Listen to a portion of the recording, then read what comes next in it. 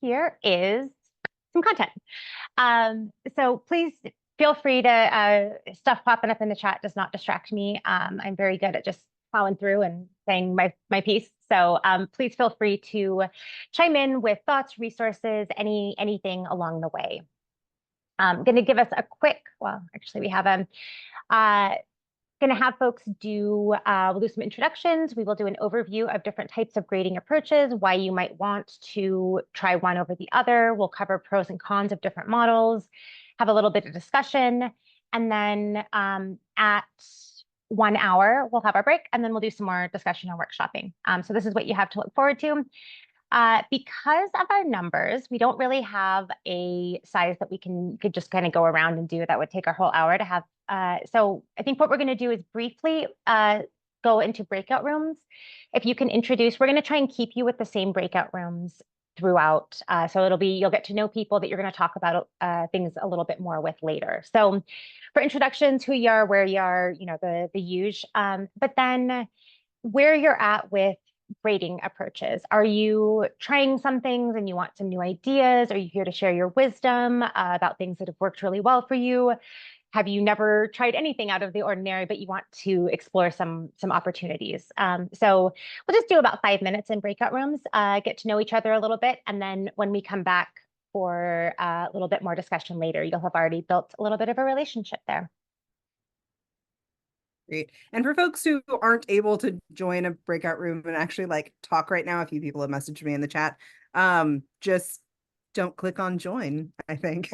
You can stay in the main room and that'll be fine. All right, there's everybody back. Okay, excellent. Welcome back, everyone. Ellen and I used that time to establish who's going to do what with Zoom controls. So we're going to be so much smoother from here on out. Okay, so hopefully y'all have checked out the pedagogy series that Ellen and I put together for the WCC a few years ago that has kind of the Pedagogy 101 things. Part of the goal of having that as a encouraged prerequisite is that we're not going to spend that much time with the absolute basic kind of stuff. And we can do a little bit of 201 level discussion in these sessions. So a couple bits of terminology that I wanted to make sure we're all on the same page with, though. Intrinsic versus extrinsic motivation. Intrinsic is the kind of motivation you feel like you want to do the thing, right? And we would love if our students all felt intrinsically motivated to do the work, as compared to extrinsic motivation, fear of a grade, right? Fear of what their parents will say if they get a bad grade, fear of their GPA for law school. That's sort of the extrinsic motivation. And I think most of us would have the goal of shifting towards an intrinsic motivation and thinking about how we can do that. One of the things, changing our grading schemes is one way to help with that shift. And then the other thing is formative versus summative assessment. Formative is the assessment we're doing along the way, quizzes, vocabulary, reading comprehension checks, right? Stuff that is meant to help develop and build students. Whereas summative assessment would be an end of the semester term paper, a final exam, something like that, where we're seeing at the end of the day, what is the volume of stuff that students have learned? And if you didn't get a chance to look at the Reflective Pedagogy series, this will make, all of this stuff is available. We'll send out the slides and I encourage you to go do that. Okay, there's going to be a little bit of an info dump. Bear with me. We will get some time to break this down, but I want to throw kind of a lot of information at us and see what is helpful. Okay, so traditional grading model in its worst form. I'm not saying that if those of us who are using a traditional grading model are doing this, but at the far end of the problems with a traditional grading model, variety of problems, including it perpetuates a scarcity model. So if you're thinking about something where not all the students should be getting A's, which is often concerns about grade inflation get us in this mode of thinking about the students are competing with one another, which is not the Platonic form of education. It's, we would love for everyone to learn and succeed in the class. It exacerbates anxiety among students. Grades are stressful, and it is stressful for faculty to have to assign grades and agonize over oh, they earned this grade, but that puts them just a fraction, between a B- and a C+, and what do I do? No one enjoys the grading process.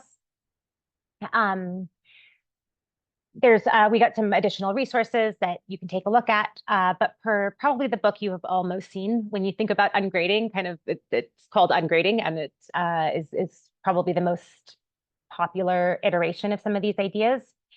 They found that traditional grading models, less interest in learning, preference for easier tasks, and shallower thinking are the results that we get from those kind of models.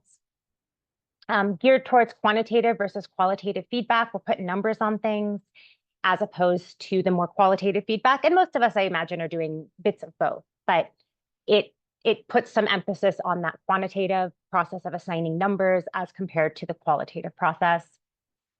And this is the part that is really one of my pet peeves. And I'm going to talk about why I shifted to one of these other types of models. There is an assumption in this model that we come in the door and everyone has 100%. And every assignment we do is a chance for that to lower our number, right? Unless you get 100% on every assignment you do, every quiz, every test, every paper is going to slowly chip down that 100%. And that is not a productive way to think about grading and to think about learning, right? I want my students to try things. I want them to try things they're not good at. I want them to do things that they are not good at and then become good at them. And if we don't have an assessment model that incentivizes and promotes those kind of ways of thinking about learning, we're going to get exactly what we incentivize. And so we want to make sure that we're incentivizing the right things.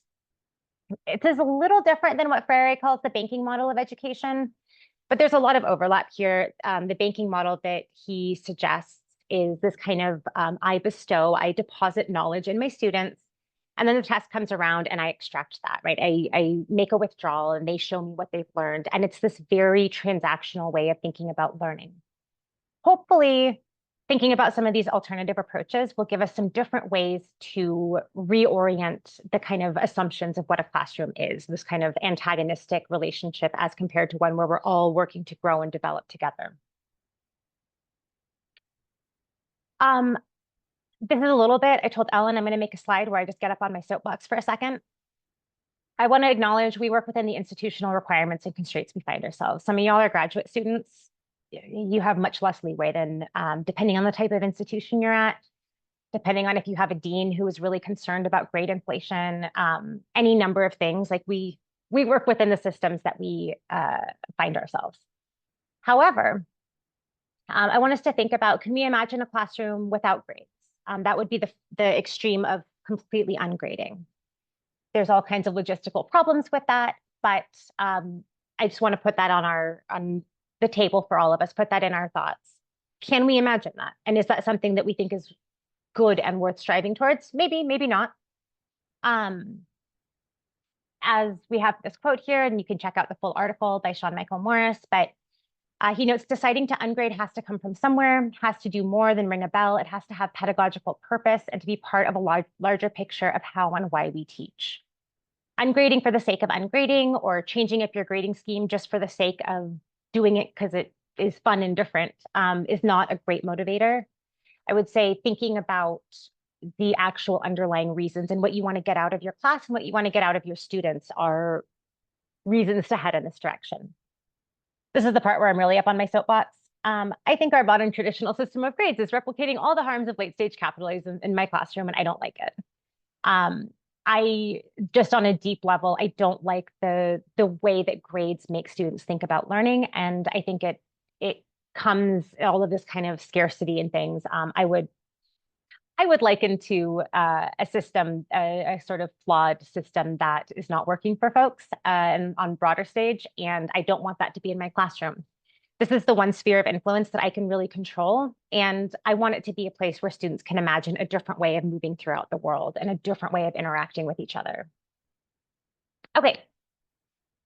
Going to talk about 3 to 4 options here. And these are just some examples I want to expose you all to. If you have not thought about any of these kinds of things, just going to expose you to some options. And these are not categories that like things don't necessarily fit exactly into one of them. We might think about this as half the uses of the ablative in Latin or the dative in Greek, right? It's kind of disadvantage, or is it ethical, or is it do not necessarily neatly compartmentalize into this is clearly specs, this is clearly ungradings. So these are broad categories, but things overlap for sure within these. So, okay. Ungrading. Jesse Stommel is an educator who has done a lot of work on this topic. And there's several pieces from him on the further reading sheet that we put together. I'm not going to read all of this out loud to you, but he has come with a working definition of ungrading as raising an eyebrow at grades as a systemic practice, which is not the same as not grading. Okay? And thinking it's an active, ongoing critique of grades as a system and the decision to do what we can, depending on our labor conditions, to carefully dismantle that system.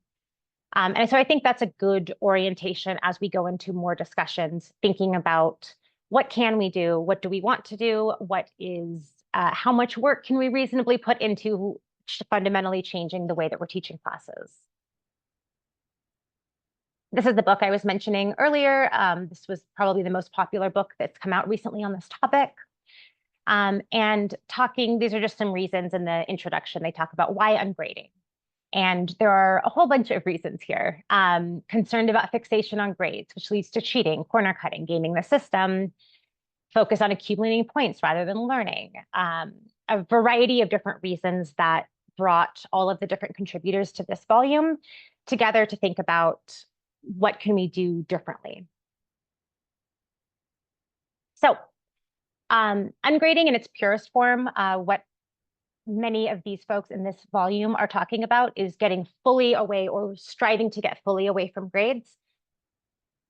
You know, students want to go to grad school and they need a GPA, right? I mean, we can't, there are a lot of reasons why getting fully away from any kind of grade is complicated.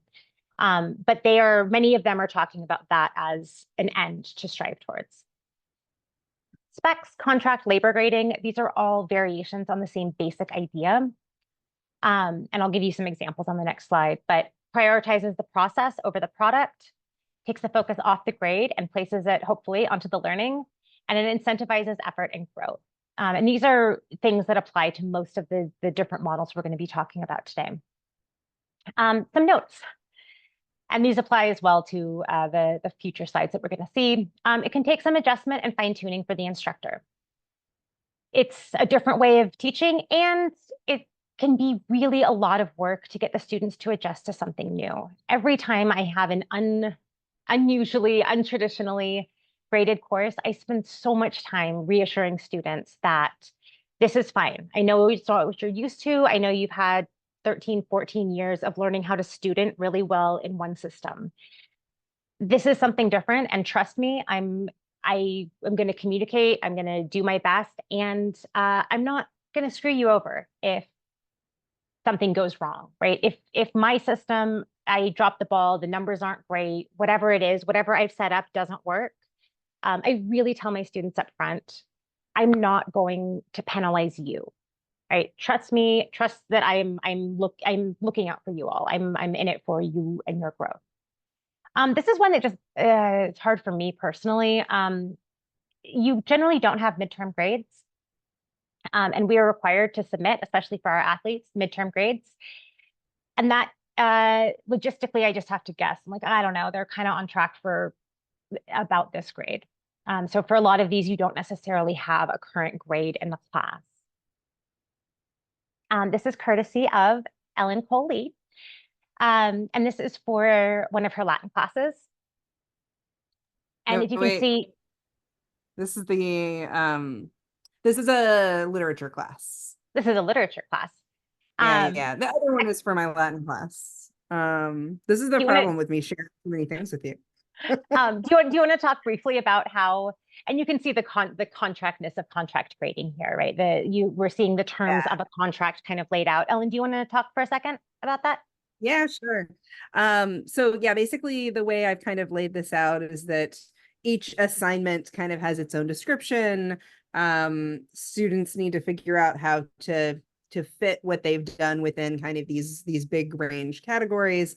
And then the thing that you don't see on here is that there's a heavily rubriced final project that determines their grade within that range, right? So it's the final project, the final assessment that determines, all of their work over the course of the semester, gets them an A range grade, and then the final project, which is kind of a cumulative project, determines whether they get an A minus or an A or an A plus within that range.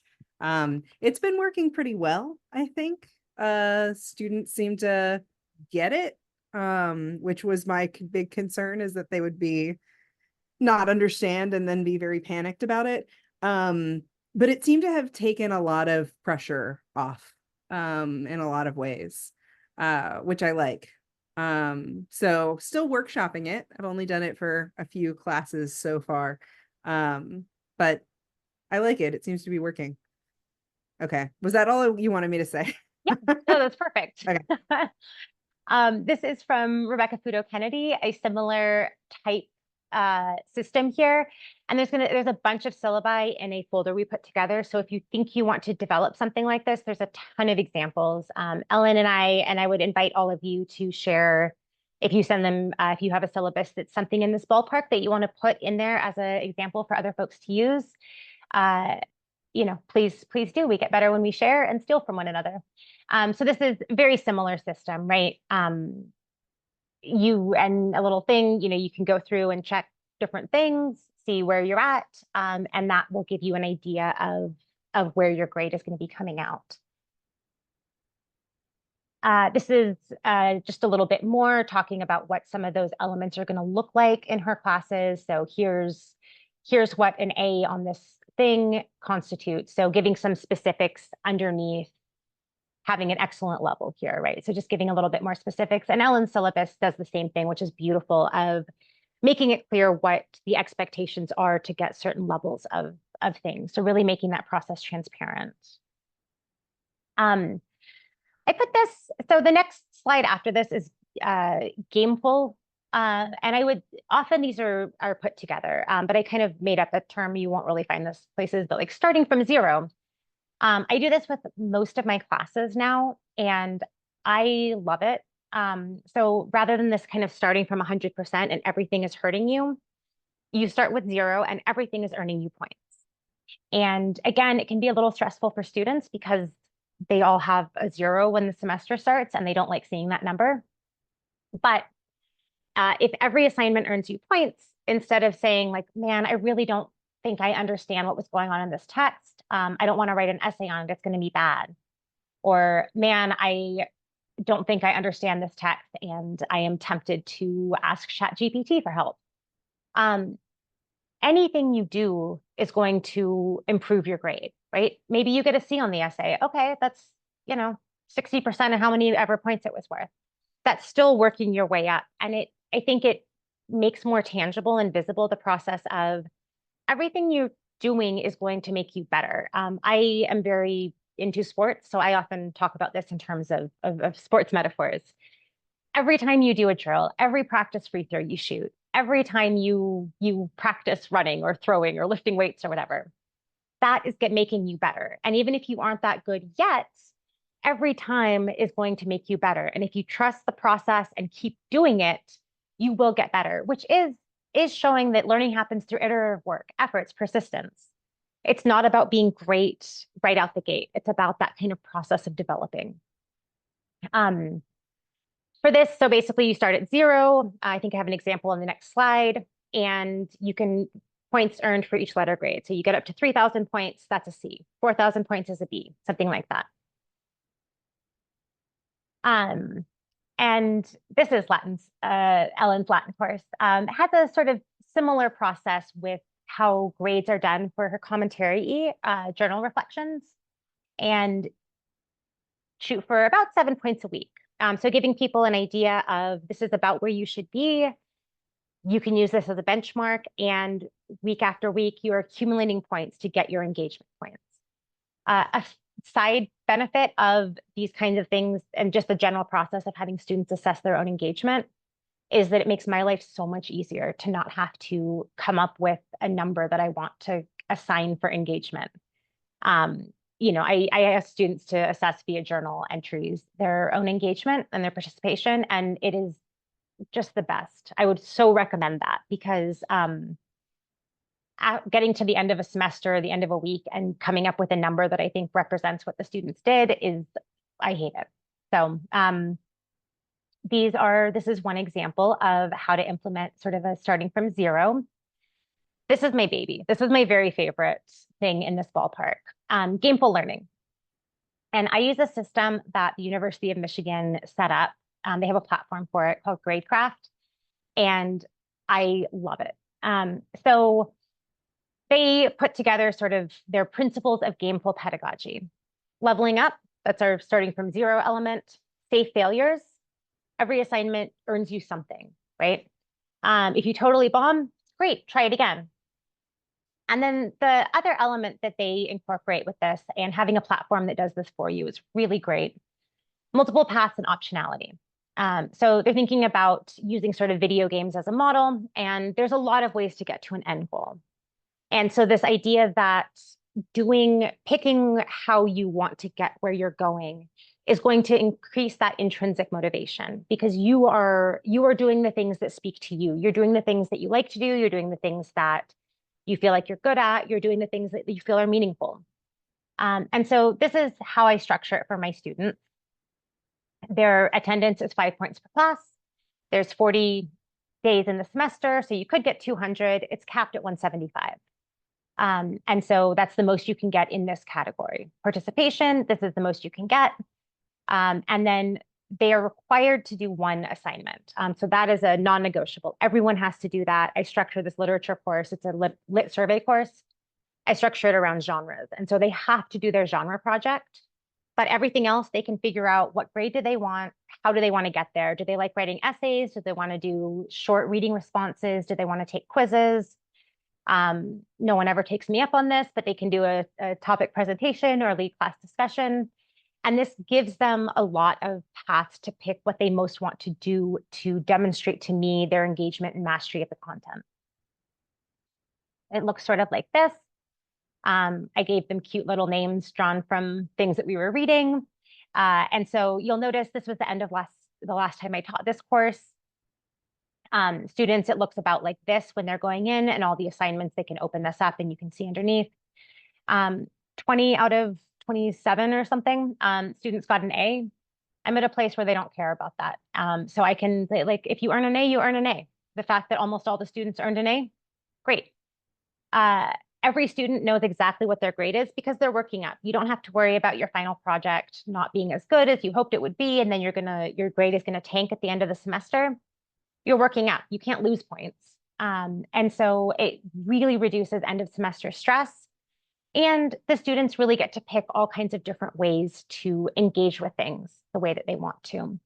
And just a couple other, because this is such a different platform. So this was the students' end of semester. You can see where they got their points, essays, genre quizzes, etc. This earned them an A. And then there's a cute little projector thing. You can say what you plan to do, because this is the big stressor from students when I use this kind of a class, a grading model.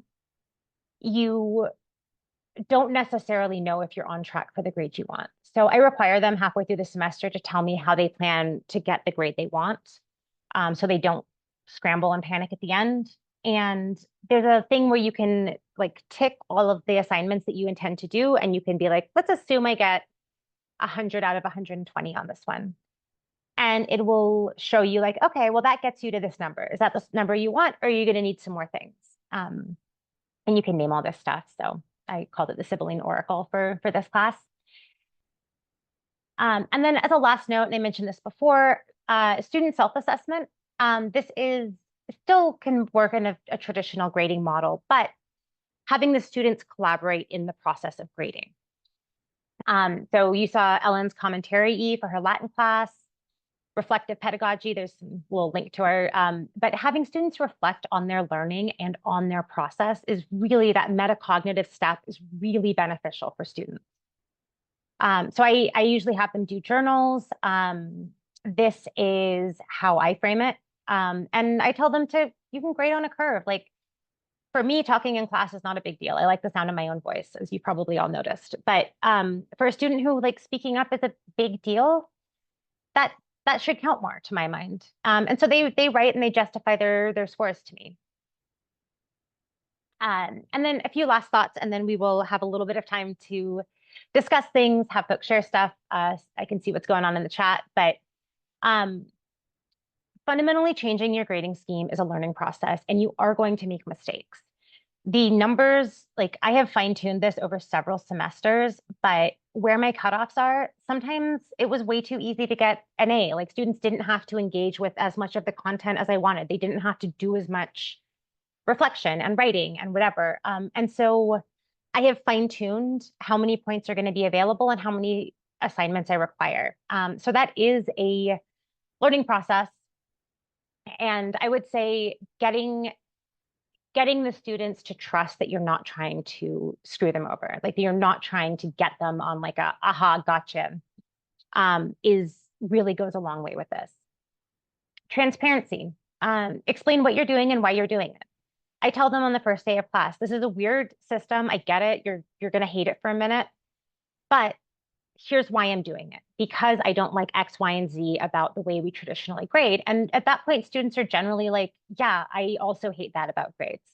It's stressful, it's this, it's that. And so students are generally really enthusiastic collaborators you if you involve them in that process and explain why. And if you feel up to it, letting them have some say on how many do we think, how many essays do you think should be required? How do you want to demonstrate your mastery to me at the end of the term? And I did that for a class and students crushed it. Like it was amazing. They all had to do some kind of final something, but it was super open-ended. And they had to meet with me and talk about how they felt they could best reflect on and engage with course content. And it was amazing. So I think getting that buy-in from students in terms of what you're asking them to do when it's something different is just a game changer. Not every element is going to work for every sort of class. If you are teaching a 400-person lecture, a lot of this is like boutique artisanal classroom stuff sometimes. It's easy to keep an eye on everybody when my classes are capped at 25 usually. It's much easier for me to keep an eye on students, to know if someone is falling through the cracks, to know if someone is like super floundering, to read all of their journals carefully and assign them points. In a much larger class, that's just not an option. And so there's going to be some things that might work and some things that you can't use in a particular class, or you're going to need to adapt in a different way. Last note, I would remind us that there is a balance between trying out alternative grading techniques and creating too much labor for yourself and or your TAs. Shameless plug for the session next week, but it is overhauling a course is a lot of work. And it is not, I go to pedagogy things a lot and I'm like, oh, this would be great. And I could do this and I could do this and I could do this. And it's just overwhelming and it's too much work for that amount of time. And so I would say if you are thinking about trying some of these new and different ways of approaching grading, think about how much you can reasonably do, and you can add more stuff year after year, especially if you are fortunate enough to be somewhere where you're teaching the same classes every year, every couple of years. You can fine tune it. You can adjust things. You can add in a little bit more. There are some things that are very easy. I would say the student self-assessment, very easy to add. Whereas fundamentally restructuring your class to be a contract grading class, maybe worth it, maybe not worth the time that it's going to take to do that this coming semester, especially. Maybe that's like a next year project. Do it over the summer and rethink a whole course design. Okay. We actually could maybe go into, Ellen, we were going to just do share out with the group, but I think maybe if we put people back we have enough time. I think we could put people back into their breakout rooms. Okay. I wanted to ask, actually, we had a question in the chat, and I think I wanted to see if there were any more, because we had as you said, kind of big info dump moment. So Suzanne asked about your ungrading system. Did you set it up in the LMS, or did you set it up on a separate, is it set up does Gradecraft work with your LMS, or is it like completely separate website? The way I use it is a completely separate website. And there's it's like $40 to get a license for it. There if you get an institutional license, and basically I'm trying to convince enough of my colleagues to make it worth an institutional investment. If you have the institutional investment, then it integrates with your, we use Canvas. It integrates with Canvas. If you have one-off things, so it's a separate system, which is kind of a pain, but until I can convince enough of my colleagues to do this, and then they can spring for there's not enough money in our department or teaching center to get that institutional license.